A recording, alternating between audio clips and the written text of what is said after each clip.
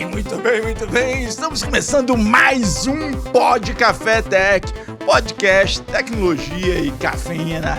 Meu nome é Anderson Fonseca, é o Mr. Anderson. Você tecnomaníaco, prepare-se para a sua dose regular, né, de tecnologia para se manter bem ali, saudável, de boa.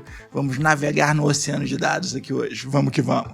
Aqui é Guilherme Gomes, da CS Pro, e a gente não vai fazer a piadinha se alguém tem dado em casa. Adriano Mano, da Cyber Pro, e hoje numa formação diferente, uma formação inédita. Sim.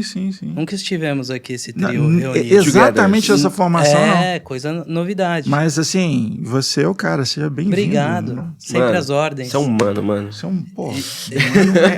Mano. Gente, para apresentar o nosso convidado, nada melhor que ele mesmo se apresentar. Fica à vontade. Elcio Lima, muito obrigado pelo convite de vocês. Hoje eu estou aqui como um debutante nesse podcast e acho que eles fizeram uma péssima escolha em trazer a gente para falar aqui, porque não sei se vai ter tempo suficiente para a gente falar de todos os assuntos que a gente combinou de conversar com vocês. Obrigado aí pela oportunidade. Muito bom, começamos bem.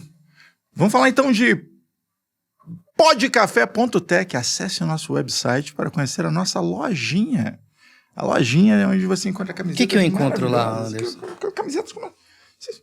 Olha, upgrading a consciência. Tem ali, é culpa do algoritmo e outros trocadilhos infames em forma de camiseta. Todas as camisetas que vocês veem aqui, elas acabam parando lá no site. Por exemplo, temos aqui Mário do Paraguai. Ué. O bigode está muito melhor que o meu, né? Isso é um fato. Mas qual é o lance, cara? A nossa lojinha, ela surgiu de uma necessidade. As pessoas pediam camiseta. Pô, manda a camiseta pra gente, manda uma caneca. A gente começou mandando gratuitamente para todo mundo e tal. Inclusive, quem pediu tempo atrás, né, ganhava. Mas começou a ficar difícil. O volume começou a ficar alto demais. O que fizemos? Criamos a lojinha para que, democraticamente, todo aquele que esteja disposto a tirar o escorpião do bolso possa adquirir sua própria camiseta. Mas não para nosso lucro pessoal, mas em benefício da NAIA, Instituição de Autismo, sobre a qual o Mano vai falar agora. É uma iniciativa social, todo o valor que a gente converte através da lojinha do Pod Café Tech, ele é dobrado por nós, na verdade pelo Diogo Junqueira, né, na pessoa física, nosso CEO, e a gente contribui para essa iniciativa social, para a causa autista. Então é uma iniciativa legal para incentivar a compra de vocês que já gostam das camisetas, os outros artigos também, e também de contribuir, de fazer a nossa parte com a sociedade. E tá chegando o Natal, não tem presente. Você não sabe o que dá para um nerd de presente? Cara, dá uma camiseta do Amigo secreto da empresa, aquele seu primo que é meio nerd. Você não... certeza que é sucesso. Alguma coisa vai ser muito legal. E é isso. É isso aí. Vamos em frente? Elcio, pra gente começar... a gente recebeu aqui, ou pelo menos as fontes públicas, que a gente vai conhecendo um pouquinho do Elcio, que o Elcio é engenheiro, que o Elcio já fez cinema, e agora ele foi, mais recentemente, fundou a IVE. Dá um F5 pra gente, atualiza a gente dessa formação, dessas variações de carreira. Como é que o Elcio chegou até o momento atual? Legal.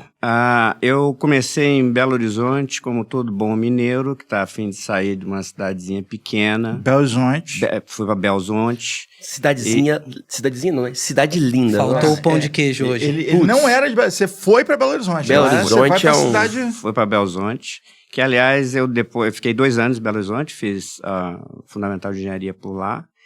E aí falei assim, bom, tenho 2 decisões para tomar, né?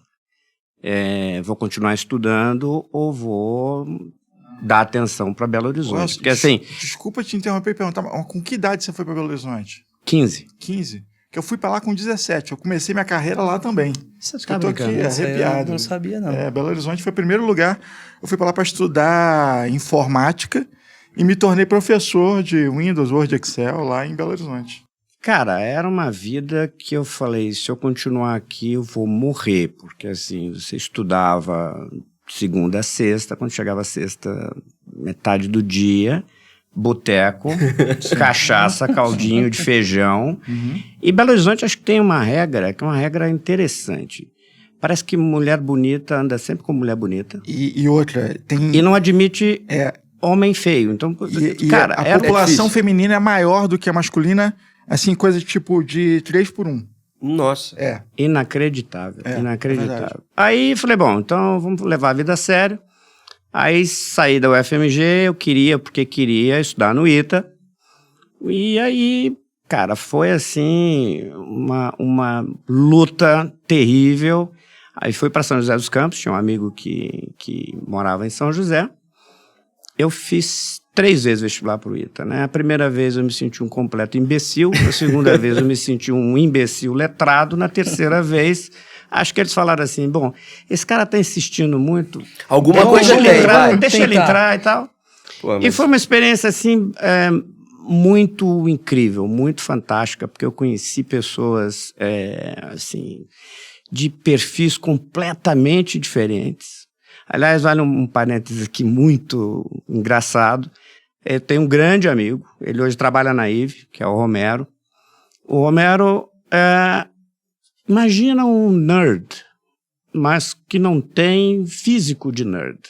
Era um cara gigante. É um bombado, nerd bombadão. Mas só que é um bombadão com tecido adiposo gigantesco. Quer dizer, não faz exercício, nada. E o Romero é um cara tão maluco que um belo dia a gente comentava isso esses dias. Ele virou e falou assim, ele me chamava de baixinho, baixinho. Tem uma experiência aqui que eu preciso te contar. Falei, que foi, Romero? Fui abduzido. Uau. Falei, como? E ele entrava nas maluquices da abdução e tal. Bom, o resultado da abdução saía um sistema operacional que ele construía em 3, 4 madrugadas. Saía um produto novo que ele fazia no final de semana porque estava de saco cheio com o Esse casamento cara dele. trabalha contigo lá? Hoje trabalha com a Eu gente. quero conhecer esse cara. Não, esse é um cara, esse é um cara para vir aqui Vai ter um contar... papo, eu quero saber essa abdução. E contar sobre as maluquices psicológicas. Um cara incrível. E assim, genial. É um dos grandes gênios que eu conheci. Dá pra perceber, né? O cara sentar no final de semana e criar um produto novo porque tava entediado, Agora eu fiquei preocupado, porque assim, a única chance de ter ele aqui vai ser na próxima temporada, e o 3A tá só passando, eu espero que ele fique. Porque, pô, tá passando pertinho agora e o negócio tá tenso. Bom, aí terminei o ITA, aí consegui meu primeiro emprego. Né? Talvez não seja da época de vocês, mas o Brasil passava por uma crise terrível, finalzinho de 86. E não se tinha emprego, inflação 80% ao mês, uma coisa assim horrível. Era Sarney? Sanei. Sarney, eu lembro da remarcação de preço várias vezes ao longo do dia. O preço de manhã Saíam não era o preço... etiquetando, né, Exatamente. dentro dos mercados, já ouvi A minha mãe tinha mercearia, a gente mudava o preço durante o dia. Que loucura. Não, e tinham coisas assim anacrônicas. Por quê? Como a gente estudava no CTA, por exemplo, tinha a história do boi no pasto. Você não achava carne para comprar nos mercados, estava muito caro e tal. E lá no H8, onde a gente era o nosso refeitório, carnes todos os dias, comida abundante. Então a gente... alguma coisa não tava... Alguma coisa não estava legal.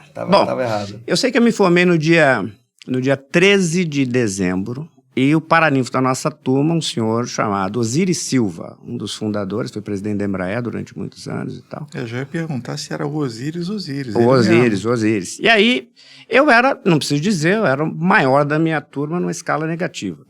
Aí eu subo no palco para receber o meu canudo, aí ele me cumprimenta assim, aí eu vou tentar sair, ele me segura.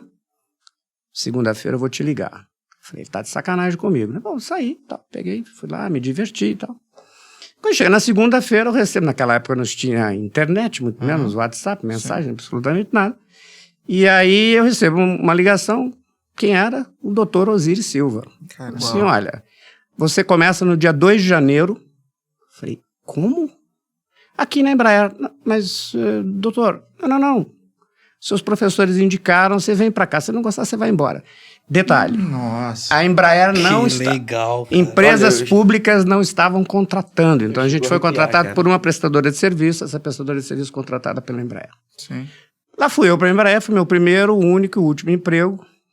Eu sei que, isso também é história interessante, eu sei que eu cheguei lá, a gente era responsável pelo projeto de segurança de dados do avião, que era o Era o AMX, que era feito em parceria com a Itália, se não me engano. Uhum.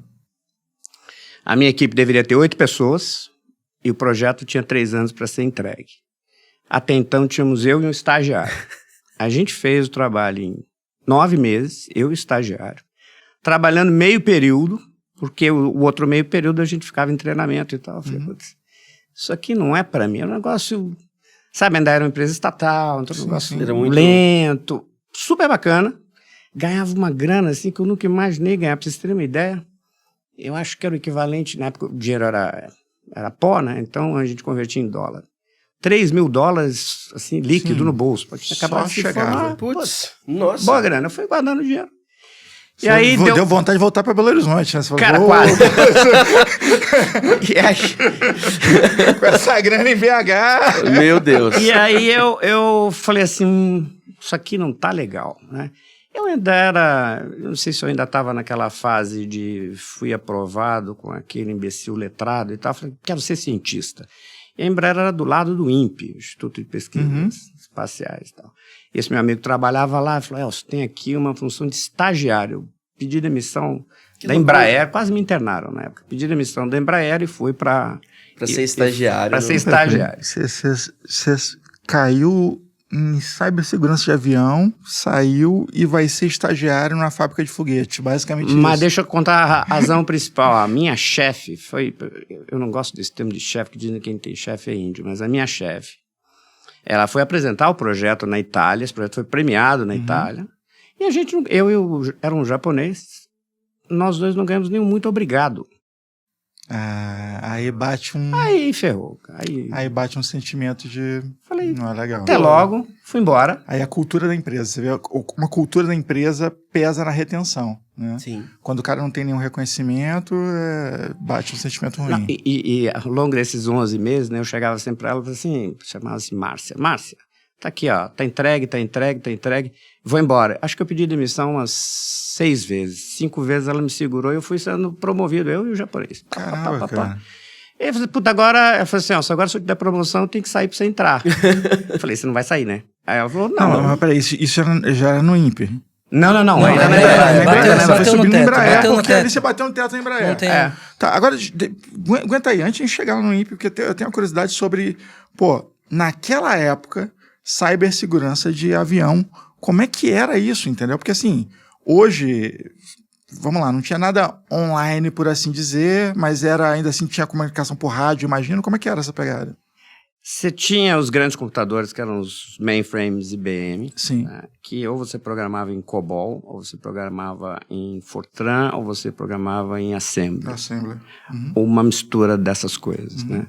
A gente usava uma plataforma na época chamada Top Secret, que era fundamentalmente como se fossem umas ferramentas de Criptografia? de submissão de jobs, então eram linhas de comando. Tá. Né? Só... E aí você era embarcava código, né? como se fosse um orquestrador. E você embarcava ali o código que você precisava tratar, né? O projeto, ele era... O que hoje é muito simples, né? Quando a gente fala de autenticação de 2 fatores, a gente fazia isso na unha, e era tudo na base de consultar uma dúzia de tabelas, e aí uma autenticação demorava 5 segundos, todo mundo achava super rápido. Hoje, se você ficar 10 milissegundos, puta, que carroça. Não quero mais usar essa aplicação. Mas era um... E você tinha a gente chamava de hash tables. Então, a criptografia era pouco desenvolvida ainda nessa época. Mas a gente tinha as chamadas chaves hash, que é como se fosse uma criptografia de chave pública e privada. Sim, fazer um hashzinho. Para você consumir o hash e conseguir acessar as várias bases. Aliás, eu esqueci de contar um antes da Embraer. Essa é engraçada. Uma semana antes da formatura, a gente estava lá no Instituto Militar, aí veio um professor meu, eu e mais 4 amigos. Ele falou assim, olha, tem uma oportunidade para vocês aqui. Eu falei, tá bom, professor. Onde? É um centro de pesquisas do Exército. Era o Centro de Pesquisa de Criptografia do Exército Brasileiro. Eu falei, pô, bacana, né? Moleque, parecia coisa de cinema. Sim. Né? Aí, Eu falei, tá, o que eu tenho que fazer? Não, você só dá uma semana pra gente, a gente vai preparar, saber quem é você e tal. Meus amigos, dali a pouco eu comecei a ver que foram para minha cidade, saber o que eu tinha feito na cidade, quem eram meus professores, quem foram as minhas namoradas, se eu praticava esporte, se não praticava esporte, se tinha ficha na polícia. Fizeram Eu falei, Aquela oi? levantada básica, né? básica não, né? Avançada. Oi? Aí me chamaram para salinha, tinha uma salinha lá, que era a salinha onde o pessoal ia ser entrevistado. Vamos dizer que um cara botou uma luva de borracha. Já me aconteceu isso, não foi legal. Não foi legal. Isso foi muitos anos depois. E aí eu falei, essa não vai rolar. Acabei desistindo. Mas foi um período interessante. Bom, fui lá para o INPE. Fiquei bastante tempo no INPE, foram 5 dias úteis. Eu entrei numa segunda e saí na sexta-feira. Cheguei lá querendo ser cientista, me colocaram para pesquisar, e o INPE na época tinha acesso a alguns supercomputadores. Um existia aqui, lá no próprio CTA, e tinham computadores do Centro de Pesquisa nos Estados Unidos e tal. Elcio, você vai pesquisar, você vai criar aqui um modelo já se falava na época, de impacto causal. Eu falei, pô, nome bacana isso. Tá, do quê? Do que se trata? A influência da temperatura nas correntes marítimas do Nordeste e o quanto isso impacta na reprodução dos camarões. Eu olhei assim... Tranquilo? Falei, você tem certeza que você quer me colocar? Acabei de sair, eu tava na Embraer, cara. Eu gosto de comer camarão, mas eu não me importo tanto assim com eles, porra. Era para ir pro LIT, que é o Laboratório de Integração e Teste. Então o cara me coloca para pesquisar temperatura de corrente marítima. Falei, impactando olha, muito obrigado. E aí, fui embora. Foi a minha passagem. Ele não foi lidar com foguete, ele foi lidar com camarão, entendeu? Cara, mas aí, vamos lá. Deixa eu exaltar uma coisa que eu vejo em você, que é uma qualidade que poucos têm, tá? Que é essa tranquilidade de fluir de uma coisa para outra. Tipo assim, pô, não tá legal para mim, tchau. Isso é muito bacana. E acho essa uma mensagem forte para os jovens, porque às vezes a gente se mantém numa situação, fica assim, meu Deus, mas como é que vai ser amanhã? Você não tinha esse negócio de amanhã, não. Amanhã que você... Não amanhã, tinha. Amanhã não, e detalhe, não tinha bodyguard para... Assim, era eu por mim mesmo. Era isso, e do jeito que cheguei, se o dia acabasse, acabou. Pô, ele ganhou $3.000 ali por mês, ele fez um pé de meia. Cara, peguei essa grana, aí saí do INPE, peguei essa grana, o que eu vou fazer agora? Eu morri de vontade de estudar nos Estados Unidos, nunca tive oportunidade. Quer voltar para BH. Quer saber? Vambora. E aí, achei lá um amigo que tinha me recomendado um curso de 3 meses, para estudar protocolos de comunicação. Estou falando em 88. Você foi ver TCP/IP. Exatamente. Por acaso, o cara, Dr. Vincent Jones, foi o cara que me deu aula, foi um dos inventores de TCP. Caraca, velho, tudo. Aí... Hoje é dia de arrepiar, né, cara? Já tô arrepiando algumas vezes. Esse cara... Você tava na vanguarda. Aí eu cheguei lá, puta, adorei o curso. Não, agora tem que fazer um comentário importante, né? Pô, Elcio, então você é um C1 level em inglês. Eu mal entendia how are you. Você só meteu a cara e foi. Cara, levei daqueles cassetes assim que tinha da Sony, com as fitinhas assim. Sim, curso de inglês. Quão difícil pode ser, né? O cara falando e tal, blá, blá, blá. Chegava à noite no hotel, volta, para entender o que o cara tava falando. Assim eu comecei a aprender inglês na porrada. Foram 3 meses. E aí, quase eu não consegui fechar o curso, porque tinha feras lá. Eu falei, não, que se foda, vou até o fim. Acabei conseguindo, e aí cheguei pro professor e falei assim, e aí, o que eu faço da vida? Ele falou assim, olha, você é do Brasil, a internet vai se tornar pública. O Brasil é um país de dimensões continentais, tem problemas estruturais em integração entre empresas, a comunicação no Brasil não flui direito, você aprendeu aqui o protocolo OSI, você aprendeu aqui o que é TCP, você quer investir? invista em integração entre empresas, que isso é que vai acontecer quando a internet se tornar pública. Aí fiquei com aquele negócio, né? Voltei. E aí? Né? Falei, bom, puta, agora não queria procurar emprego, né? Eu já tinha uma empresinha minha, que eu vendia lá meus serviços lá na minha terra, que o pessoal... Porque cidade pequena tem essa vantagem. Quando você sai, todo mundo te conhece. E aí você sai... Aqui o Elcio. O Elcio fez o ITA. O Elcio agora foi pro MIT. Aí você já volta. Aí o ticket foi subindo. Você volta no cavalo branco. Ele não comentou, mas aonde você fez o curso lá nos Estados Unidos? Cara, foi no MIT também. Então, né, cara? Então, assim... E aí o ticket foi subindo. Pra vocês terem uma ideia, era uma grana bacana. Eu tinha o quê? Uns 23, alguma coisa assim. Eu trabalhava de final de semana, sábado e domingo, lá pros... Aí a prefeitura era minha cliente, o supermercado era meu cliente, tinha um hotel que era meu cliente. Cliente de quê, né? Assim, cara, vocês precisam automatizar isso aqui. Peraí. Você trabalhava no final de semana? É. E durante a semana? Cara, durante a semana eu tava aqui tentando achar um sócio. Entendi. Você tá trabalhando Só que em outro projeto durante a semana. O final de semana, essa eu não falei, mas o final de semana eu comecei, eu fiz a minha empresa quando eu entrei na UFMG, então eu sempre trabalhava no Já final de tinha semana. lá aquela empresa rodando. Com né? 17 anos, acho que o meu CNPJ eu tinha 17 anos. Uau. Quando eu montei essa nato. empresa. É, porque ele estava resolvendo as coisinhas de TI da cidade, né? Então, Chegou uma época lá que me dava 30 salários mínimos, cara, por mês. você se tornou a maior empresa de TI Final de semana. da região ali. Hoje o garoto lá, que era meu colega e tal, hoje é o cara que domina a região, inclusive. Pegou, herdou e fez o negócio crescer. Omar Salim, não precisa nem dizer se o cara era bom de negócio. Acabou com esse sobrenome. Genético. Acabou. Não tem como, Acabou.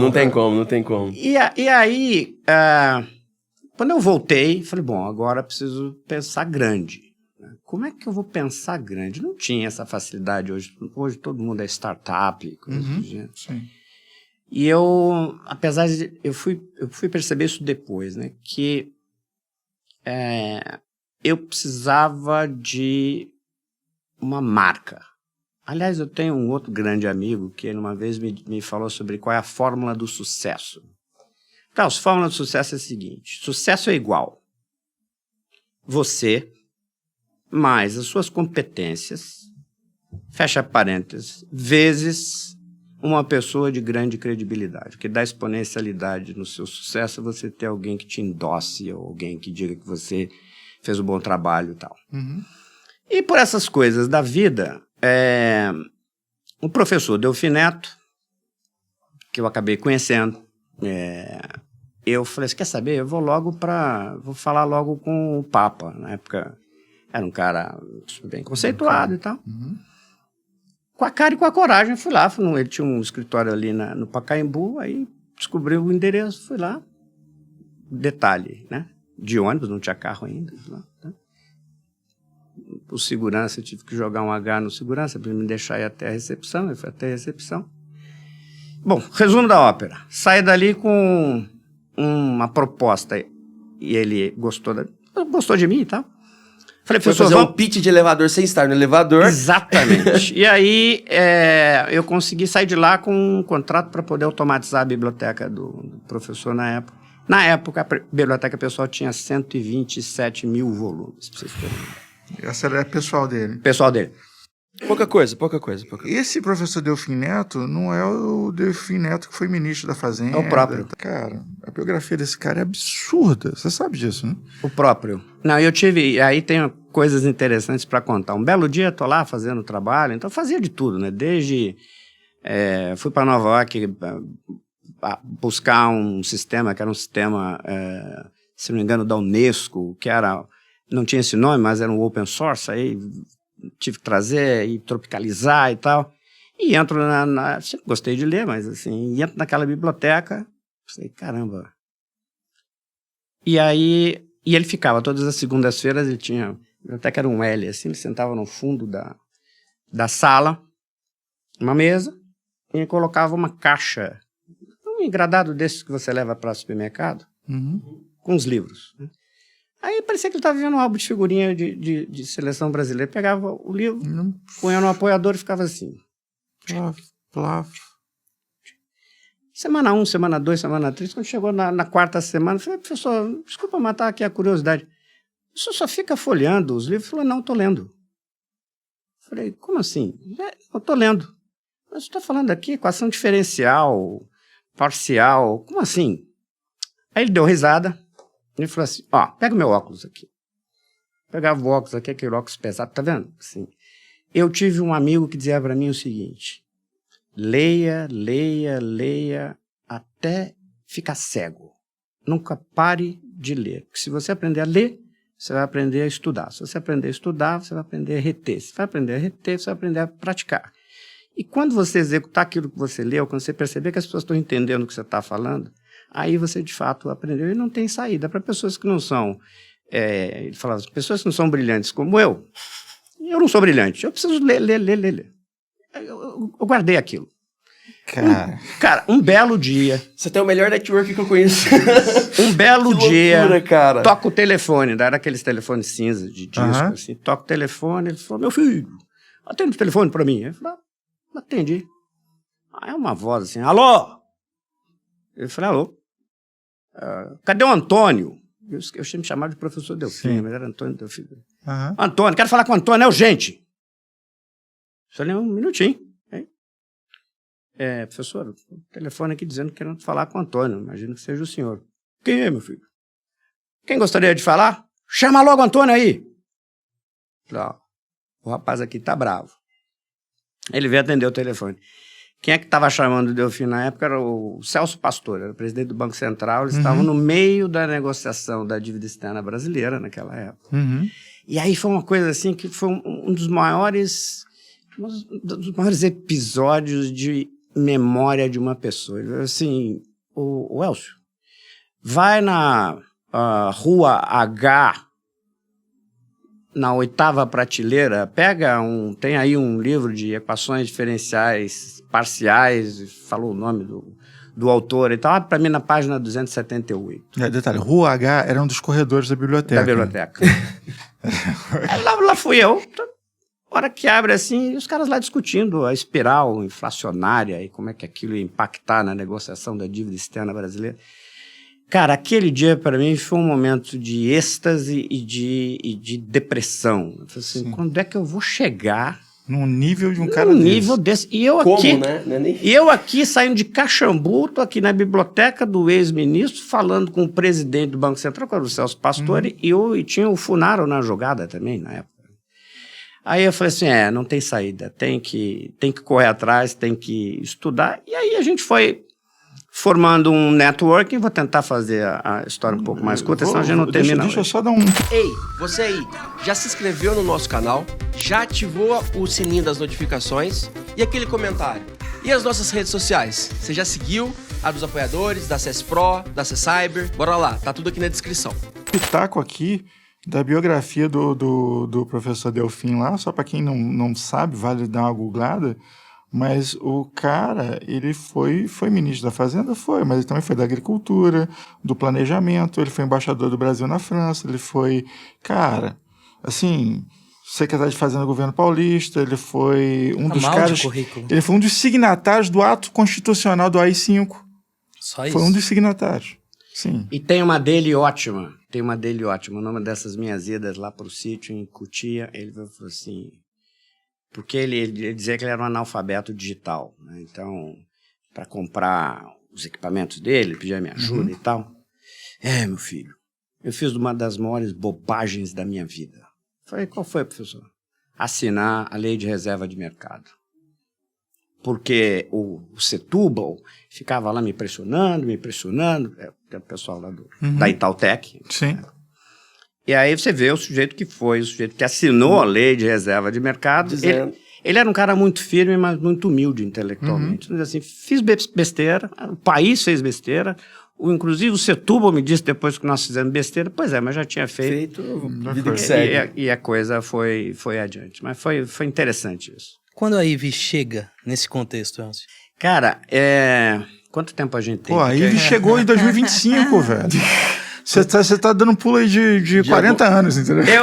Olha, essa história toda eu acabei com essa minha empresa, me tornando consultor do pessoal do grupo Bungborn, que na época era donos da Santista Têxtil, que depois construíram aquele centro empresarial que tem lá, perto da Ponte João Dias, perto do Hotel Transamérica, sabe aquele centro empresarial que esqueci agora o nome?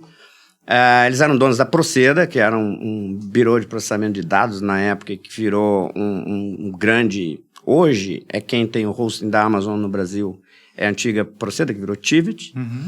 E aí... eles me chamaram lá para, de novo, projetos de inovação. Eu já estou em 1992. 91, 92, época do governo Collor, inflação continuava alta. Daquele jeitinho. E aí... Mas chegou videocassete no Brasil? Não, mais. Quando a gente foi fazer esse projeto lá com a Proceda, eu... recomendei para o Roberto Biagi, que era o presidente da Proceda, falei assim, cara, existem tecnologias hoje, na época não se falava de Wi-Fi, mas era de radiofrequência, com coletores de dados, que se a gente fizer, implementar esses coletores de dados para água, energia elétrica e gás, a gente vai reduzir o período entre leitura de um medidor e emissão da fatura de 70 a 80 dias, para 48 horas, 24 para poder processar, mais 24 para poder entregar. Dá para fazer isso? Dá. Aí fui lá para o estado de Washington, uma cidadezinha chamada Spokane, um lugar lindo, lá nas Rochosas e tal.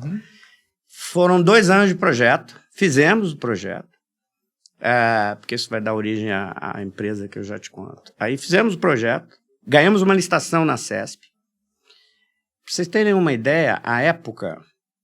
O leiturista ia andar com uma impressorinha portátil, estou falando de 92, com um coletor por radiofrequência, onde você instalava um contador do giro dos medidores. E que por Wi-Fi falava com a impressorinha, o coletor. Com o dispositivo coletor. Isso era Aí, negócio fantástico e tal. Puta. Mas isso aí era espaçonave na época, não? Era. Aí, o débil mental que vos fala assim, dá para acelerar esse processo. Porque eles tinham... A empresa americana tinha um furgão, em que, ao invés de você ter um leiturista, ou um exército de leituristas, você tinha um furgão com equipamento lá dentro. Ia passando, ia lendo. Então, assim, ao invés de você ler 800, 1000 medidores, você lia 24 mil medidores. Vira, né? Legal. Esqueci de perguntar aos russos. Assim, tinha uns sindicatos dos pessoal de energia elétrica, os de gás. Que assim, aqui não. Porque até hoje você ainda faz leituras. Pois é. Aqui não. E aí, um projeto grande, gigantesco, que poderia trazer benefícios enormes ao Brasil. Aquela história. Jovem. A gente esqueceu de perguntar, qual era o impacto social que isso iria ter, e etc. Enfim. E aí o projeto foi por água abaixo. Eu entendo. Eu tive uma oportunidade, eu não vou poder dar tantos nomes quanto você teve, mas digamos que quando eu estava envolvido com a área de saúde, eu tinha escrito um projeto que era assim, sensacional, com um monte de nuances que ia gerar economia, salvar vidas, toda aquela coisa, né? E na hora que eu apresentei para outra esfera de administração e tal, eles olharam assim, mas onde é que o dinheiro entra aqui? Tá tudo... Não tinha, assim, fluxo nenhum de dinheiro, só ia gerar só benefícios e não tinha... Eu falei assim, cara, isso aqui não para de pé enquanto negócio. Mas e os benefícios? Não sei. Não, isso aqui não interessa não e tal. E cortado. Sei bem como é isso. É uma coisa louca, né? Mas se eu entendi bem, a sua leitura é que o seu processo ele foi de inexperiência, não de dificuldades, entre aspas, que a gente tem culturais aqui no país para inovar. O seu foi de inexperiência de não ter tocado todos os... Mas é uma maneira, vamos dizer assim, é uma tintura diferente do que ele falou. Que a resistência veio de fora para dentro. Aqueles que iriam supostamente perder o emprego. Né? Vamos lá. Existem aí milhares de projetos de motor elétrico, motor a não sei o que, motor não sei o que lá, que as empresas de petróleo enterram há anos e anos e anos, entendeu? Os caras compram patente bota debaixo do tapete e acabou, morreu, Não é entendeu? interessante. Então, assim, existe um sistema, né? Quando você vai contra o sistema, então não adianta você ter um projeto super inovador se você não levar em consideração o sistema. Como que hoje no domina Brasil a aquela gente não estrutura, consegue então. colocar o posto de autoatendimento, posto de combustível de autoatendimento, por quê? No Brasil não tem. Bacana, é um ótimo ótimo exemplo. exemplo, É um ótimo país você encontra, aqui no Brasil não. Um caixa de autoatendimento no supermercado, que é um negócio dos mais comuns do mundo, aqui no Brasil, cara, toda vez... É um negócio que gera uma discussão gigantesca. Que aí você vai bater em... Vai bater em alguém que vai entrar em algum, como ele disse, fugiu a palavra, sindicato que Não fala essa palavra aqui. que não vai gostar e aí as coisas simplelmente não Já vão tá acontecer. marcado, hein? Bom, mas aí... Ó, foi ele que vão deixar claro que foi o Gomes que usou essa palavra. Aí, falei, bom, esse negócio foi pro espaço lá dentro da Proceda. O presidente na época falou assim, eu te dou mais 3 meses para você tentar achar um sócio e tentar desenvolver esse projeto fora daqui.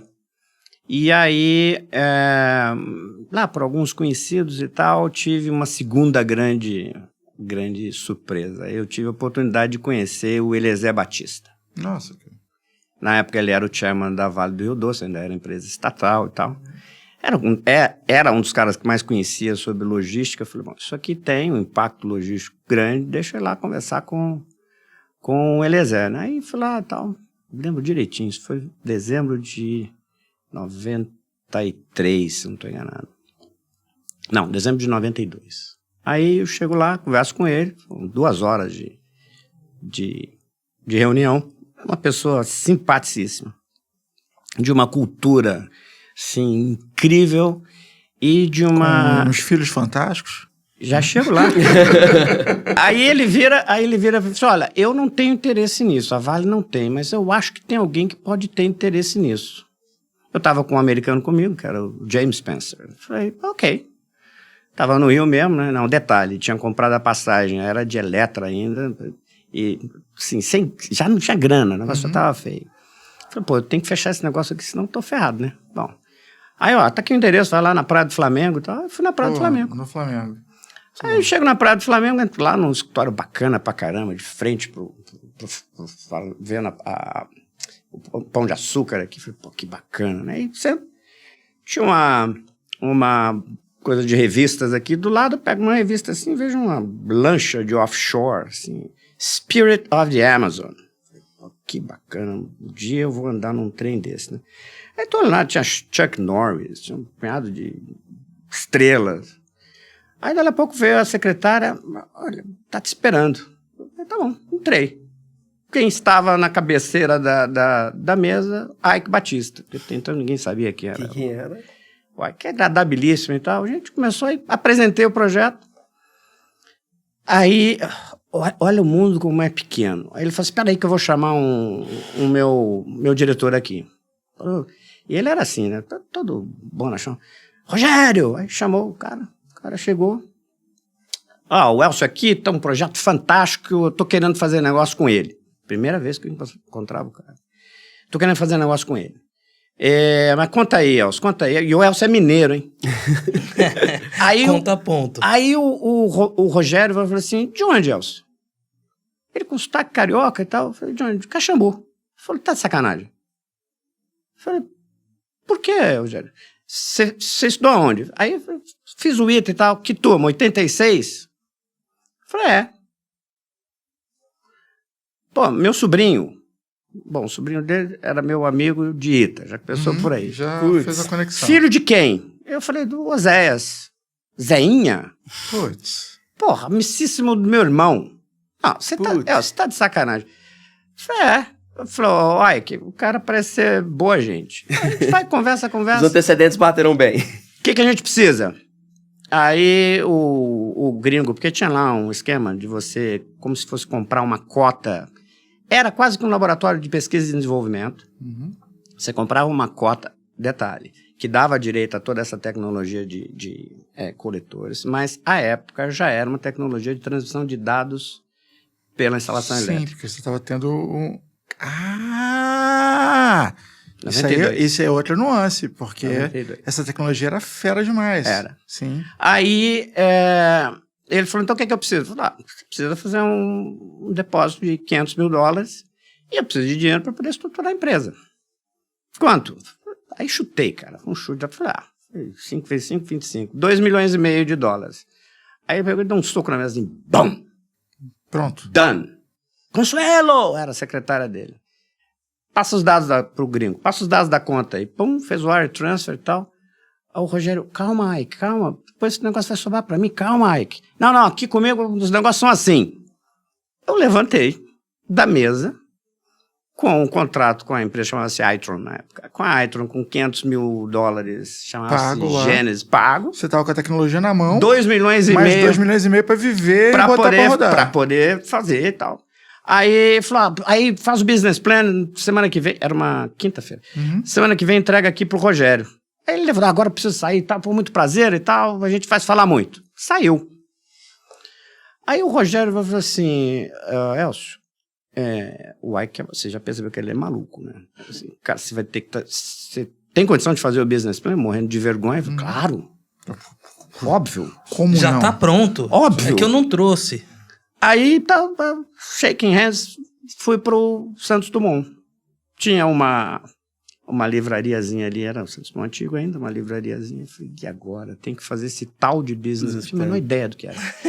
Eu entrei em Pra apresentar pro cara que acabou de colocar $3 milhões no negócio, guardei, né? Mas eu faço, E detalhe, eu faço. o gancho aqui, que assim, ele é filho do Eliezer. Sim. Então, assim, o Eliezer, quando já mandou pra ele já chegou assim, Mastigado, tipo assim, né? meu pai mandou e o cara tem a tecnologia fera. Então ele já chegou cheio de carimbo, assim, e o outro ainda conhecia, foi cara, assim. Justo. Mas essa foi engraçada, porque eu cheguei, tinha um livro, eu tenho ele guardado de lembrança, assim, um livro laranja, How to Write an Effective Business Plan in 7 Days. Eu falei, vai ter que ser... Nossa, vai ter que ser um pelo pouquinho título- menos. 7 hours. Pelo título, 7 dias é muito tempo. Exatamente mais esse o rápido. livro, né? Comprei, fui lá, mergulhei, segunda-feira volto lá para falar com o Rogério, entreguei todo orgulhoso e tal, uma capinha bacana, ele olhou, falou só, fez o seguinte, eu não vou entregar isso aqui tá uma merda, eu vou jogar essa merda fora, deixa que eu faço pra você.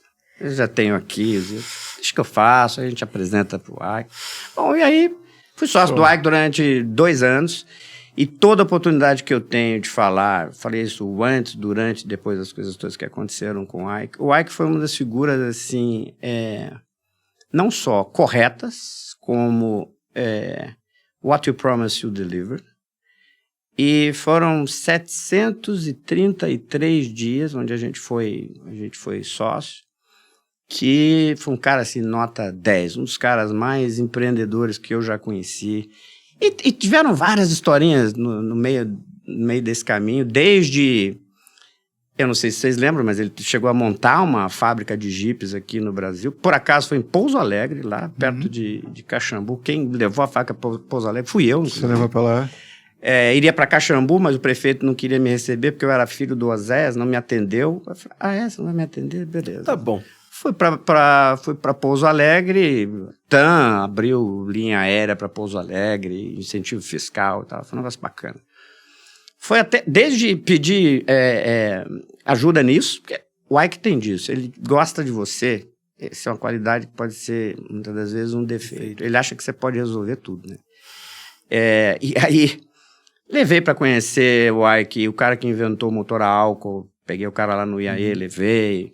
O Paulo Cunha, que foi um grande amigo, a gente estudou no ITA juntos, foi presidente da Intel aqui no Brasil, levei para conhecer o Ike e tal. Até um dia, essa eu tenho que falar. 23 de dezembro, ele estava ainda na época casado com a Luma, ele me liga. Elcio, preciso de um favor seu. Eu estou querendo aqui fazer um investimento com os caras, e ele é todo empolgado, com os caras, com os ucranianos. Os caras inventaram uma tecnologia de baterias que vai multiplicar por mais do que 10 vezes a capacidade das baterias, aí falando desde bateria de notebook até outros tipos de bateria. Já estou em finalzinho de 93. E aí... Era lítio chegando? Não, era de uma estrutura de carbono. Um negócio incrível. Mas ao mesmo tempo que servia para fazer bateria, servia para coletes à prova de bala. Falei, tá bom, mas eu não entendo nada disso, cara. Eu fiz computação, não entendo disso. Não, mas você estudou no ITA, você deve ter um monte de amigos lá. Você não queria ser cientista, porra? Vai lá! Aí, não, fala aqui com a fulana e tal, para pegar a passagem, não sei o quê. Cara, eu embarco 23 à noite. Vou para Los Angeles. Pelo menos não foi pra Ucrânia, pô. Chego lá, tinham 18 PhDs ucranianos no hotel. Caraca, cara. Você imagina? Ucraniano, né? 18. Eu fiquei com a palavra PhD. Não, velho, O cara pelo menos caiu 5 lá. ali já fizeram a bomba atômica, entendeu? Eu vi uma demonstração de um dos caras com o colete lá. O cara pegava uma 12 E pei. pau, e o troço parece que esfarelava. É um negócio incrível. E estávamos eu e um Luiz Arthur, que era um cara que cuidava lá dos investimentos do Ike, muito amigo do Michael Bloomberg, que eu tive a oportunidade de conhecer através do Luiz Arthur também. Caramba. E aí ele falou assim, o Ike é o seguinte, se você não tá seguro de falar, cara, não fala, porque depois se der errado, vai cortar tua cabeça. Já foi. Eu falei, Luiz Arthur, assim, eu vou dar a minha opinião, eu não entendo nada. Bom, passou. Chega de madrugada em Los Angeles, aí o Ike me liga, e aí? Falei, Ike, deixa eu falar uma coisa, se o dinheiro fosse meu, não entendi nada, entendi muito pouco do que os caras, mas o que eu vi aqui, se o dinheiro fosse meu, eu colocaria. Tá, obrigado. Aí peguei, foi a primeira vez que passei noite de Natal num avião, eu voltei no dia 24. No dia 26 ele me ligou. Cara, dobrei a aposta, ele ia comprar acho que 15%, comprou 51% do negócio. Era um laboratório, depois virou uma empresa, Caraca. com as patentes e tal. Eu sei que, sei lá, eu não me recordo dos números, tá? Mas sei lá, ele comprou por X, em 50 e poucos dias vendeu por 3X. Uau. Esse é o. Caraca, esse é o Ike Batista. Eu quero saber se você conhece a Luma. Conheci. Tive um prazer. Simpaticíssima. Ainda que ela fosse terrível. Foi uma experiência bacana. Bom, aí o Ike não era a praia dele, e aí as coisas não viraram, porque por essa história de... falei, a gente ganhou uma concorrência, não contei isso, a gente ganhou uma concorrência na CESP e tal, e aí muda o governo. Era o governo Fleury, entrou o governo Covas. A gente já ganhou uma licitação lá, que era uma licitação de serviços, 4 anos, pagamentos mensais, prestação de serviço e tal, falando de tecnologia. Isso já estamos em dezembro de 94, tá? A gente construiu, eu não lembro se eram 17 ou 27 redes locais no interior de São Paulo, integrados numa Wide Area Network naquela época, onde a gente tinha, inclusive, que comprar a linha telefônica na cidadezinha XYZ do padeiro, para poder ter aqueles... Não sei se vocês lembram disso, mas uns modems ficavam chiando e você tinha ali os deep switches para configurar e tal. E numa época em que estava falando assim, muito sobre ecologia, sobre novas tecnologias, né? Exatamente. O Brasil sediou o Eco 92, um pouquinho antes, então assim, a gente estava naquela vibe naquela época. Exatamente. Né? E aí, tudo no ar. Assinamos o contrato, muda o governo, e por acaso o cara que virou presidente da CESP, ele era diretor de distribuição, a gente tinha viajado... Fomos para, sei lá, umas 20 concessionárias nos Estados Unidos para conhecer as operações e tal. Aí ele me chama lá. E depois foi presidente da Eletrobras aqui, o Wilson, cara competentíssimo. E aí ele falou assim, cara, a gente vai ter que cancelar o contrato, não tem dinheiro. A CESP não tem dinheiro. Vamos brigar ou vamos fazer isso na amizade? Detalhe. Sobraram 250 servidores Compaq, 0 bala, que a gente tinha acabado de comprar. Foi um investimento de 3,5 milhões de dólares, saí do Brasil, fui lá para a CDW em Chicago para comprar, porque aqui não tinha e tal. E agora? No valor de revenda, nada, né? Eu já vinha até então, assim, eu estava meio cabreiro com a história de setor público e tal. E aí? Era época de CompuServe, das Bulletin Board Systems e tal. Falei, beleza, vou fazer uma operação de... Vai virar um data center. Vou fazer uma operação de e-commerce. Estou em início de 94. Nossa, cara, tu tava muito à frente. Muito à frente. 94. Mas como? A gente tinha comprado várias licenças de Novell e a Novell Sim, tinha... Pô, eu implantava Novell, cara. A Novell tinha aquele PC Anywhere que era... Sim, né? sim. Aí eu falei, bom, faço, então tem 250 computadores, vamos... Aí, estou tentando fazer a história curta. A gente achou uma oportunidade em saúde, né? Na realidade, em setor farmacêutico. Bom, que tal a gente colocar compradores e vendedores de indústria farmacêutica? E comecei errado, comecei pelos hospitais e, por acaso, as Santas Casas e os fornecedores. Né? Esqueci de perguntar primeiro se a Santa Casa tinha crédito e se os fornecedores queriam vender para Santa Casa. Porque esse é um problema sério com o hospital, né? Assim, no limite do crédito ali. Depois de 80 e poucos hospitais instalados, tecnicamente funcionando, e o business não rolava. Puf! Aí falei, bom, agora quebrei de vez. Aí tô no Santos Dumont voltando para São Paulo, com um colega que me ajudava nisso. E aí ele tinha um conhecido lá comum, por acaso trabalhava numa distribuidora farmacêutica, que hoje é a maior do Brasil, era Santa Cruz. Aí ele falou assim, o problema não está aí, o problema está no seguinte, o maior problema que a indústria farmacêutica tem é medir a efetividade daquele fulano que vai visitar o médico e tentar convencer o médico a prescrever o produto dele em detrimento do produto da concorrência. Esse é o maior... Inclusive... E o quanto isso vira em termos de venda. Essa era uma baita profissão, hoje já nem tanto, mas era uma baita profissão, o cara que ele apresentava os medicamentos para os médicos, entendeu? O cara ia com a malinha lá e tal. É isso aí. E o que eles queriam era, será que a minha ação de comunicação com esse cara, ela foi eficiente de tal sorte que ele vai prescrever e essa prescrição vai virar demanda? Aí, de novo, naquela mesma história, bom, se a gente já conseguiu integrar em várias redes locais numa rede grande, 250 máquinas, foi o seguinte, vamos interligar os distribuidores, usando a mesma tecnologia, e capturar o dado referente ao que ele vende para a farmácia. Como você tinha 60 e poucas mil farmácias na época, Sim. inviável. Você media a prospecção do cara e as vendas para a farmácia para comparar uma coisa contra a outra. E aí isso foi já em final de 94, início de 95.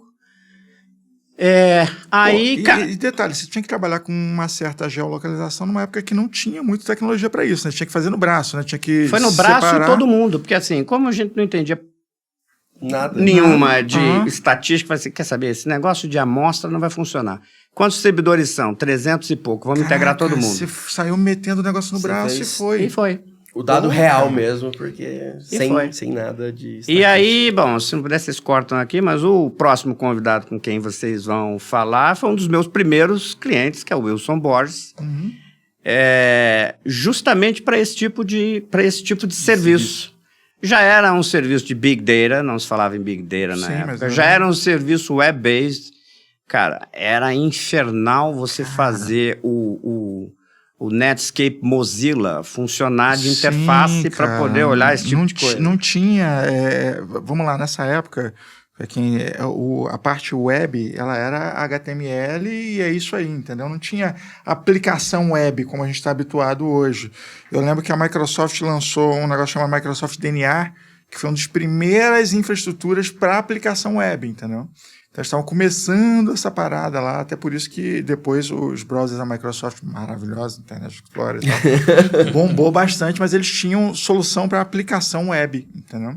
Porque a aplicação nessa época era Clipper, era tudo outra pegada, entendeu? Tudo...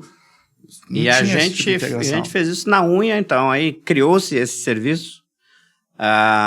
Depois, o próprio Wilson, na Pfizer, quando ele estava ali para lançar o Viagra e tal, a primeira venda de Viagra no Brasil foi feita com o e-commerce, a gente está falando, acho que era 95, Nossa. Enfim.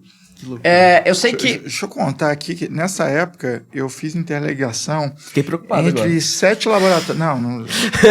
7 laboratórios clínicos. E a gente interligou eles, olha só, eles eram aplicações em Clipper Então, a conexão era feita com esse discador externo, né? Aquelas placas externas para fazer a conexão, aquele US Robotics de 24 mil, sei lá o que das contas, você comunicava e aí você rodava umas bets para você copiar os arquivos e fazer importação dos DBF lá e... Isso rezando para não cair a conexão. Cara, se cair, tinha que começar de novo. Vinha um pacote errado, sacaneava tudo. Tinha que fazer backup antes de fazer a importação de dados. Era um negócio assim, arcaico, né? Era bem... Então, se você estava em web, você estava assim, muito à frente. Não, e aí, teve até um que eu esqueci. Nesse meio tempo, entre eu ter saído da Proceda e ter conseguido lá a associação com o Ike, eu tive um cliente que era amigo até do Delfim, e ele tinha um escritório aqui em São Paulo, tinha um escritório em Paris e tinha um escritório em Nova York. E era um cara que adorava a tecnologia. Pra você ter uma ideia, a gente instalou uma antena na casa dele, lá na Chácara Flora, ele conseguia falar com um telefone sem fio, não existia celular ainda, né? Até quase o aeroporto de Guarulhos. Então ele achava aquilo maravilhoso. E aí ele falou assim, aqui... E o escritório dele era ali no Rockefeller Center, em cima do Radio City. Falei, puta, aqui é muito complicado para cabling, eu quero algo... Não tem nada sem fio. Eu lembro que tinha um protocolo chamado ArcNet, e na época, como não tinha internet, você tinha que comprar a revista Byte para poder achar o que tinha de novidade. Ia lá na 45 foto, cheque em branco, me dá. Então era um puta laboratório. O resumo da obra. A gente instalou no escritório dele uma das primeiras Wi-Fi, tô falando de 91, eu acho, no escritório dele. E aí, eu posso errar um pouquinho na data. Ele falou, não, você vai agora instalar lá no meu apartamento, Elcio, que eu vou dar um jantar, é um jantar bastante importante e tal. Do que era o jantar? O jantar era foi um jantar na terça, um jantar na quinta-feira. Na terça-feira era pro George Bush pai, na quinta-feira acho que era pro Michael Dukakis. Ele deu lá um cheque de $5 milhões para cada um. E o Caxambuense lá, ali numa penthouse de frente pro Central Park, e todo mundo achando o máximo, porque era Wi-Fi para tudo que era. Eu não posso falar o nome dele, mas enfim. E ele dizendo assim, olha, venham aqui ver o meu computador, era tudo sem fio e tal. Uau! E nessa conheci François Mitterrand, quando era para trazer tecnologia de raspadinha para o Brasil. Galera tranquila. Só uma dessas referências. A Byte é uma das revistas mais famosas de tecnologia no mundo até hoje, desde os anos 90 até o contexto atual. Eu estou preocupado, eu não sei se dentro dessas nossas conversas, antes de você chegar até a nossa bancada, as meninas compartilharam com você o que a gente faz aqui como acrônimo, por que a gente usa o TEC? Tecnologia, educação, cibersegurança e o deleite para o pessoal que está assistindo hoje, que são boas histórias. Mas eu estou preocupado com o tempo, eu queria vir para um contexto atual. Estou indo lá. A IVE.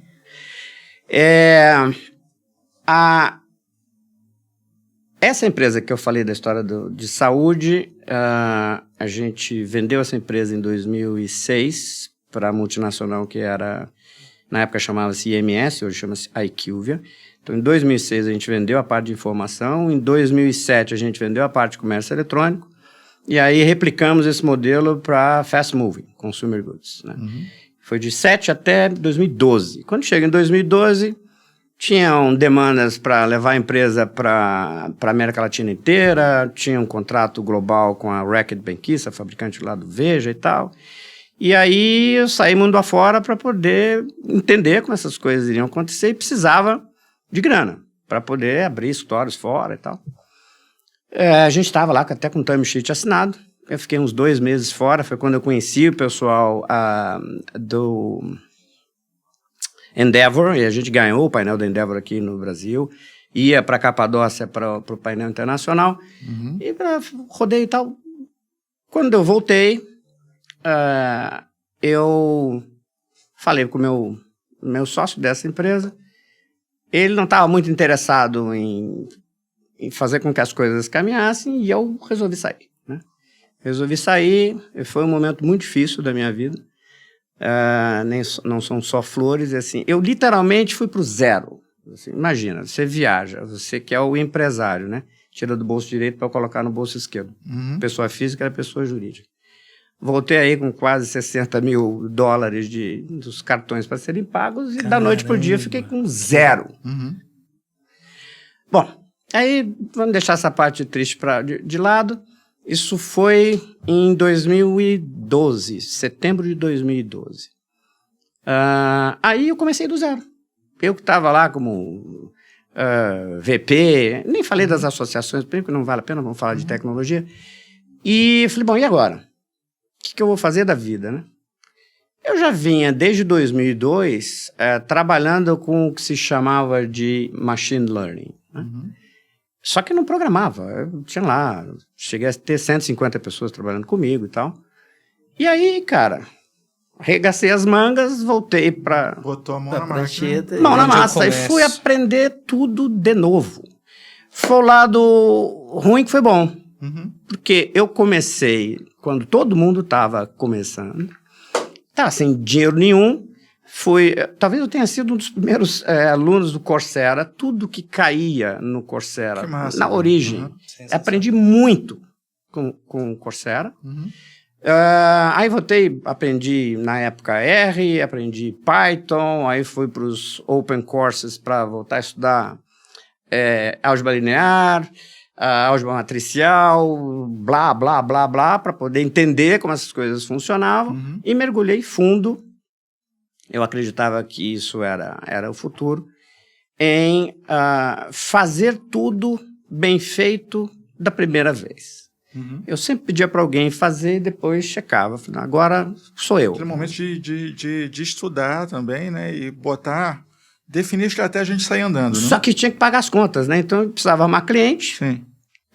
E aí eu voltei nos meus antigos. Agora vamos lá. Você estava com tranquilidade no coração, apesar disso, né? Porque assim, você já, desde o início lá, você pulava de um lugar para o outro, assim, você só ia, né? Então, acho que Olha, mas foi te difícil. angustiou, porque agora não era só você sozinho, né? Porque eu tava com meu filho de 4 anos. Família. Então foi um É o peso negócio... do- E eu das outras morria de pessoas. medo de ser pai. Aí, quando fui pai, eu falei assim, poxa, se não fosse tão caro, teria uma dúzia. Eu só tenho um filho. Sim. E aí, cara, eu falei assim, 2 estratégias, né? Pensei comigo. Primeiro, não vou mais focar num segmento só. Uhum. Eu tinha assistido, nos idos lá, finalzinho dos anos 90, num congresso, eu tinha assistido o Bezos falando sobre plataforma e o conceito de plataforma. Eu falei, Pô, vou criar uma plataforma que vai ser, hoje se fala assim, pipeline, que eu estou falando lá em 2013. Pipelines de machine learning, onde cada uma das linhas de produção vão ser linhas de produção autossustentáveis, autocontidas e que o output de uma serve para o input da outra, onde eu posso paralelizar processamentos sem precisar de cluster, nada disso. E assim fiz. Foi desde 2012, fui ganhando cliente, fui ganhando experiência. Eu sei que em 2018,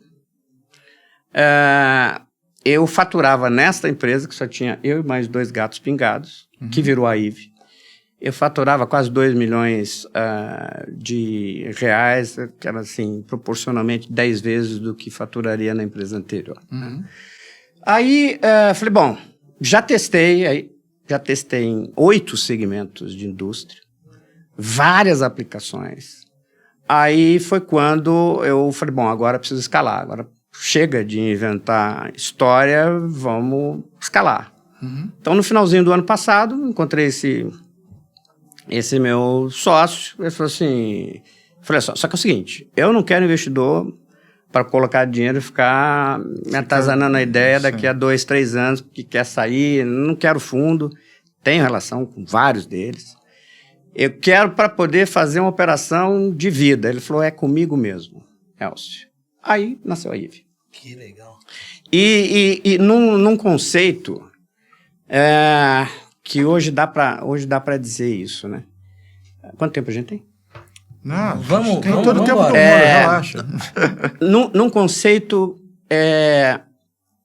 em que pouco se usa esse mindset para se falar de aprendizado de máquina. Eu não gosto muito dos nomes em inglês, mas assim, de machine learning. Porque hoje IA virou sinônimo de grande modelo, né? As pessoas esquecem que As tem... pessoas pensam só em LLM, né? Não pensa no que é a base da coisa e até aquilo que é aplicável comercialmente. Exatamente. E ele é só um pedaço do negócio. O negócio é muito pequenininho. Muito maior. Pequenininho, né? Eu ouvi uma vez de um professor ele dizendo o seguinte, olha, a diferença de antigamente para hoje por exemplo, o economista torturava o dado para o dado falar, né? Então você coloca ele dentro de modelo e tal. Aqui não, vamos deixar o dado falar, vamos entender o comportamento do dado. O dado está disponível. E com isso a gente criou na IVE, se você olhar para qualquer framework de inteligência artificial, para qualquer framework de pipeline, a gente conseguiu construir exemplos concretos, que é isso que eu acredito. Eu só acredito que algo de fato tem aplicabilidade se um cliente comprou de você, você emitiu uma fatura para ele e pagou. Então, aí tá valendo. E a gente fez isso na IVE, né? Se eu contar para você a história dos últimos... estamos em outubro. Dos últimos 10 meses, coisas assim incríveis aconteceram. Vou dar um exemplo a vocês. Um dos últimos projetos que a gente fez foi com uma médica bastante conhecida, bastante famosa e tal, que além de médica é escritora. Um belo dia ela chega para mim e fala assim, ô Elcio, eu estou precisando de ajuda, estou precisando de um ghostwriter. Será que esse negócio aí de inteligência artificial não pode me ajudar nisso? Eu falei, olha, eu não tenho a menor ideia, assim, nunca fiz isso, não sei se vai funcionar, o que eu posso fazer é testar. E a gente acabou testando e a coisa funcionou, né?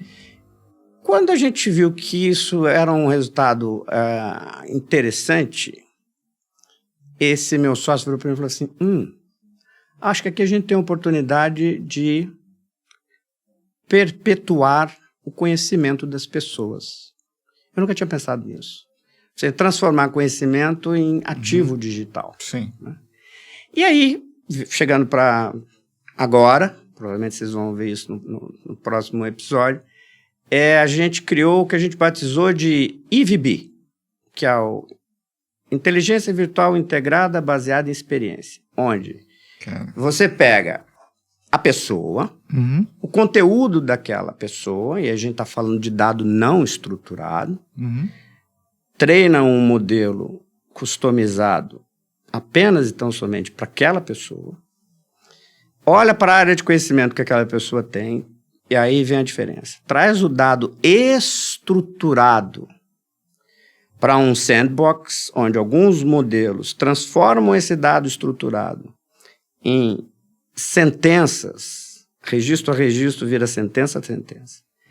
Treina este modelo que tem o dado não estruturado em conjunto, coloca um prompt ali e fala com aquela pessoa de forma com a pessoa. Sem você ter que comprometer a agenda. Eu tenho feito isso, até já mostrei pro Mano, assim, que acontece, feito entre aspas, né, mas pegando o mesmo conceito e usando LLM para fazer, assim, pega uma série de reuniões com a pessoa, jogo o que está transcrito para lá, passo conhecimento do que é o negócio e começo a fazer perguntas para você ter dentro daquele prisma de ótica, possibilidade de caminho. E, cara, isso é brilhante, isso é sensacional. E olha, tem uma coisa que é tão impactante nisso, né? Porque quando você combina machine learning com a facilidade que os grandes modelos trazem para a mesa no momento de estabelecer uma interface com baixa fricção, com... eu diria assim, baixa barreira de entrada, você não tem que treinar a pessoa para navegar em menus, em telas, não, é um diálogo convencional, isso fica poderosíssimo. Vou dar um exemplo, tem um cliente que finalmente a gente conseguiu, eu ainda não estou autorizado a falar, mas finalmente a gente conseguiu, depois de 2 anos investindo... Fechou o contrato, ainda não está público, mas já fechou. 2 anos investindo, com o seguinte objetivo, né? Isso... Tem pelo menos uma meia dúzia de casos recentes, onde a gente provou essa tese, né? Existem modelos em aprendizado de máquina chamados modelos de impacto causal, né? Os modelos de inferência causal. Eu tenho alguns amigos até que ficam me sacaneando, assim, pô, fala aquelas coisas bonitas aí de impacto causal, rede bayesiana e tal. Mas isso é de um... Sabe para que isso é muito bom? Desculpa te interromper, mas isso é muito bom para você verificar camarão, entendeu? Você pega a temperatura das correntes marítimas e... Isso é excelente para isso, entendeu? E a pergunta é uma empresa gigante, é uma empresa de telecom, treina 25 mil pessoas por ano, tem um turnover altíssimo e é uma área de treinamento em vendas, né? Então, como é que você acha o ponto de ótimo entre aquilo que você vai investir, o conteúdo que você precisa colocar na linha de aprendizado daquela pessoa, com aquele instrutor, para aquele determinado produto, e se esse dinheiro volta ou não. Será que eu treinei o Elcio e o Elcio é vendedor do produto X? Será que por causa do treinamento aumentou a venda de um determinado produto, sim ou não? E qual é a relação entre uma coisa e outra? Quando essa demanda chegou, ao contrário das outras vezes, eu rapidamente disse, olha, dá para fazer. Tá bom, mas o que você já fez? Eu falei, nada parecido com esse tipo de relação causal. A gente fez um projeto, esse foi bem bacana, na Cidade do Cabo e lá em Criciúma, em Santa Catarina, que era quase que um projeto de Minority Report, que era você receber os chamados do 190, treinar os modelos preditivos para poder dizer nas próximas 2 horas que tipo de problema você vai ter, qual a recomendação da guarnição, que é a equipe de policiais que você tem que dirigir para aquele determinado lugar. A gente dividiu o Criciúma em hexágonos, coisa que a IBM não tinha conseguido fazer. A gente foi lá, foi no período da pandemia, 2 anos a gente conseguiu fazer.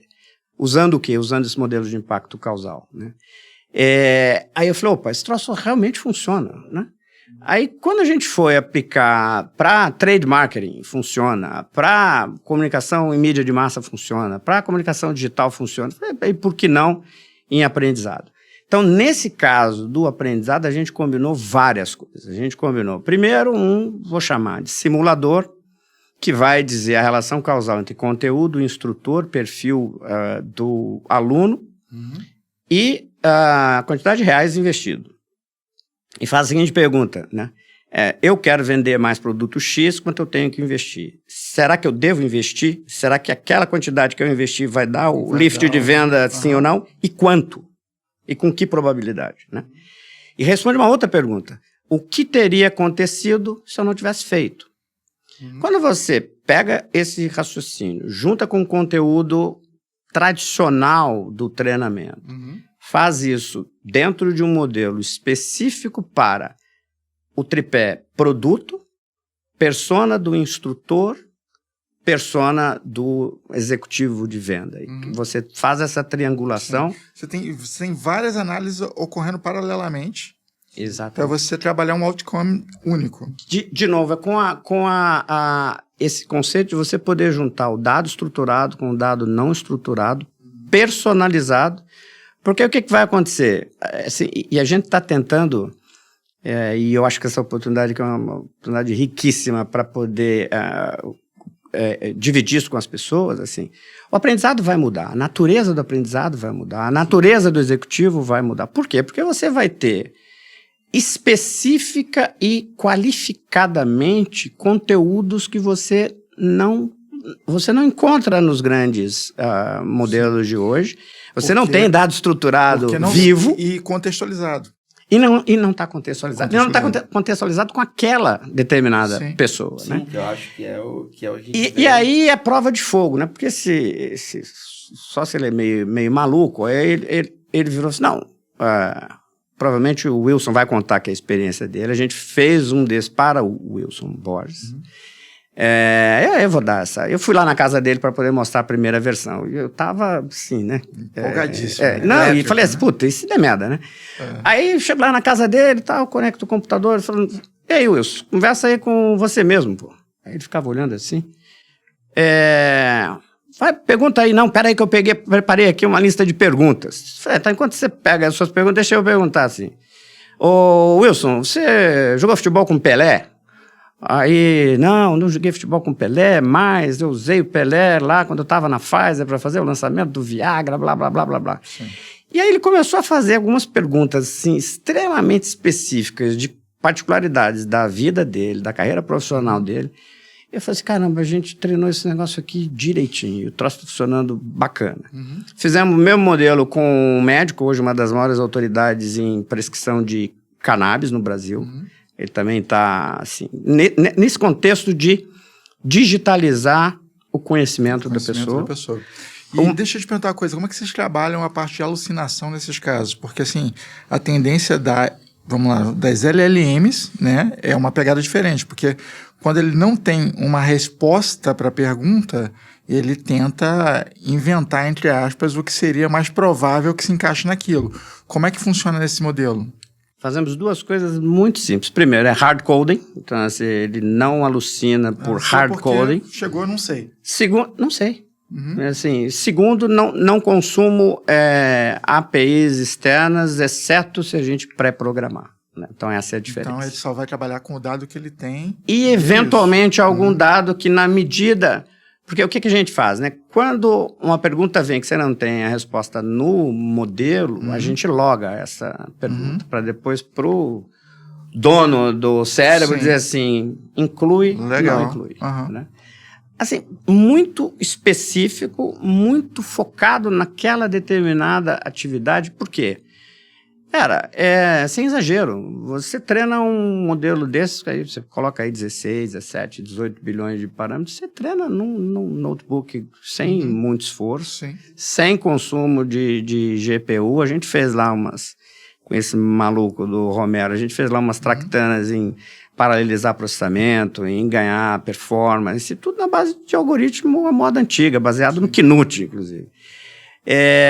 Mas, assim, está sendo muito gratificante porque você descobre coisas o tempo todo. Né? Eu caí na besteira de fazer um curso agora lá no MIT de formação executiva e tal, e para o curso eles pedem um projeto, diz aí, um projeto de 1 ano, diz aí o projeto para você mudar o mundo. Esse é um presencial que tem lá, acho que é 15, 20 dias, não é isso? Isso, você faz, ele é durante 1 ano e você tem as idas e vindas. Sim.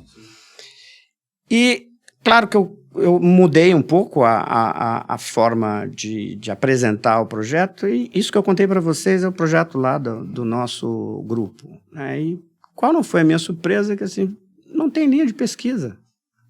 Nenhuma. Nem pesquisa. Caraca. Mas por que não tem? Eu pergunto e tenho a resposta. Porque isso supostamente não escala. E os americanos não investem em coisas que não escalam. Né?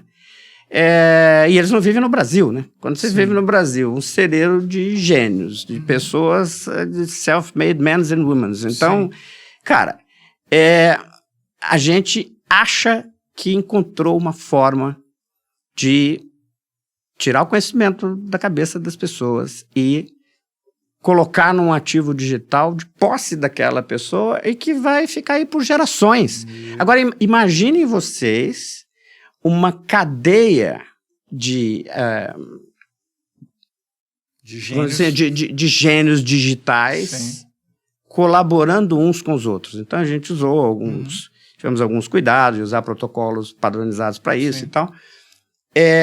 Você tem a empresa de advisory que você quiser, digital. Não cansa, não fica doente. Ali. 24/7. Foi um deleite. Eu usei deleite para classificar como boas histórias. Escolham aí o... Não, o Deloitte é perigoso.